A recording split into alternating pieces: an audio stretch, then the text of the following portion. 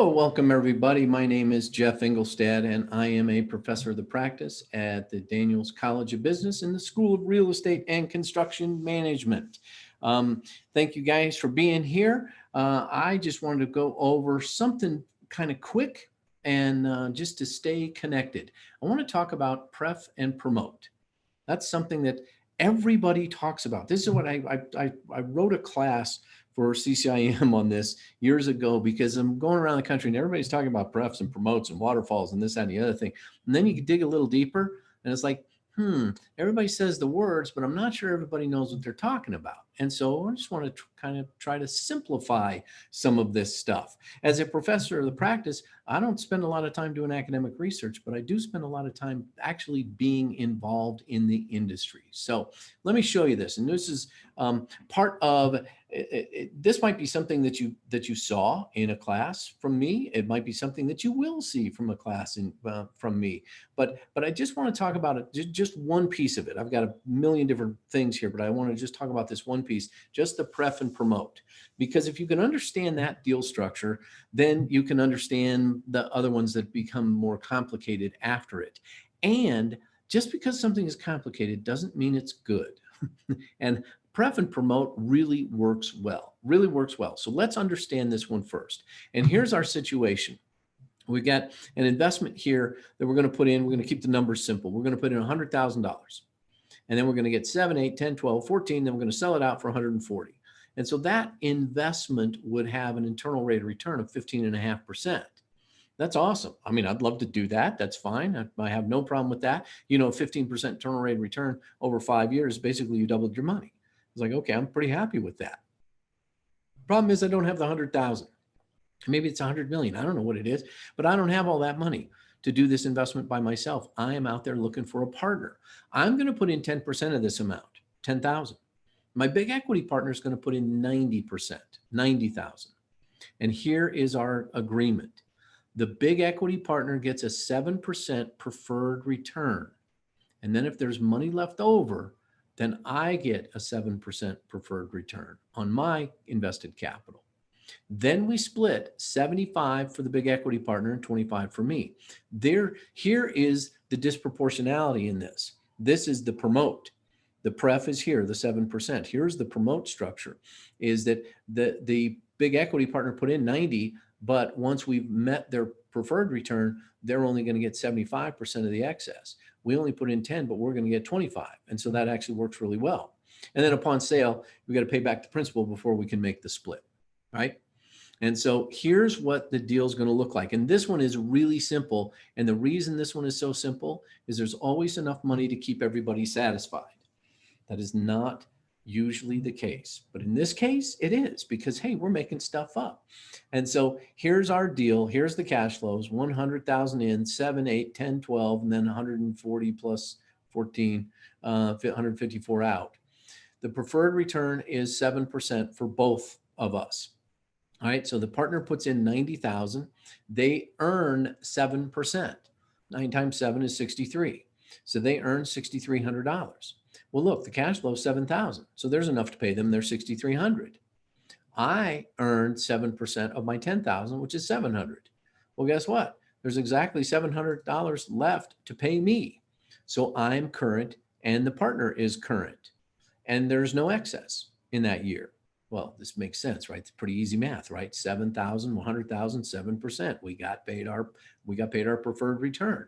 In the next year, there's $8,000. Partner gets their $6,300 return on their investment.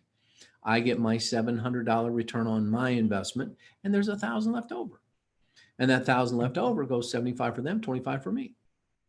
And you can see how that works. Once we get into the sale year, we have $154,000. Well, the partner is going to get their $6,300 return on their investment.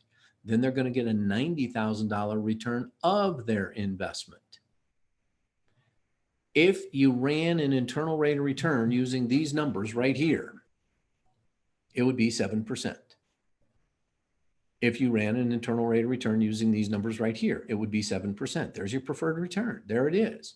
So there they have been paid 7% on all their investment for all the time that it was in there, and then they got their money back. Same thing with me, the small partner, and now there's $47,000 left over. And that $47,000 goes 75% to them, 25% to me. That's where I really made most of my money, was on that piece of the deal. When it's all said and done, remember that total deal is 15.5% yield.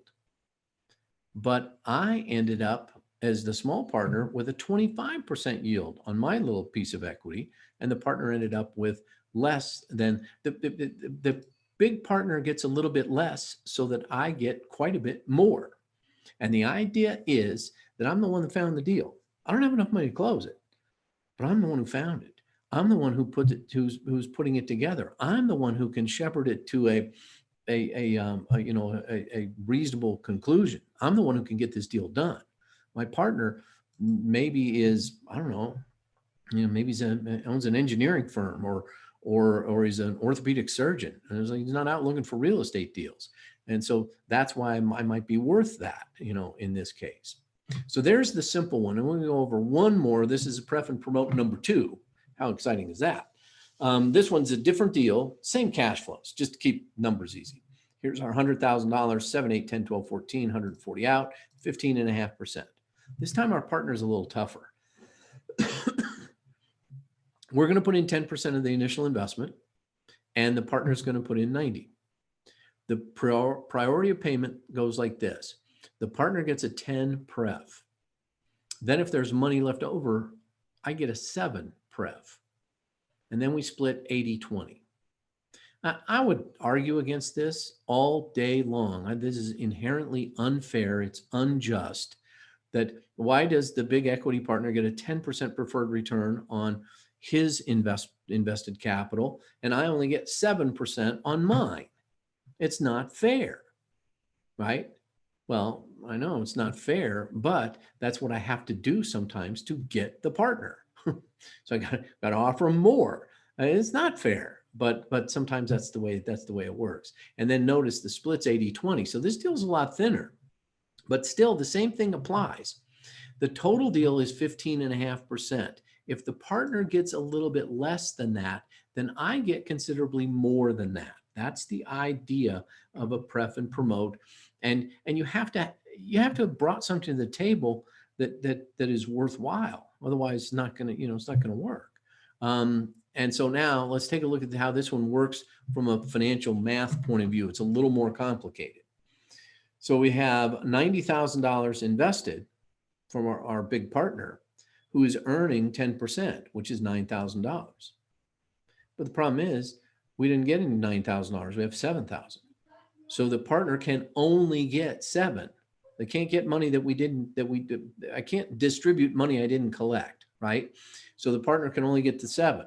The difference between what they were owed, the $9,000, and what they were paid, the $7,000, will accrue to their investment balance.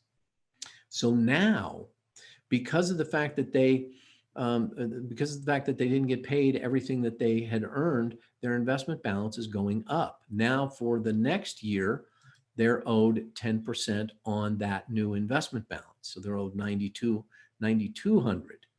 Doesn't matter. There's only 8,000 left there's only 8,000 in the deal. So that's all they can get. Well, look what's happening to me this whole time. I'm getting nothing, because remember the priority. They have to be satisfied before I can become satisfied. So I was owed $700, but I was paid absolutely nothing. Well, my balance went up.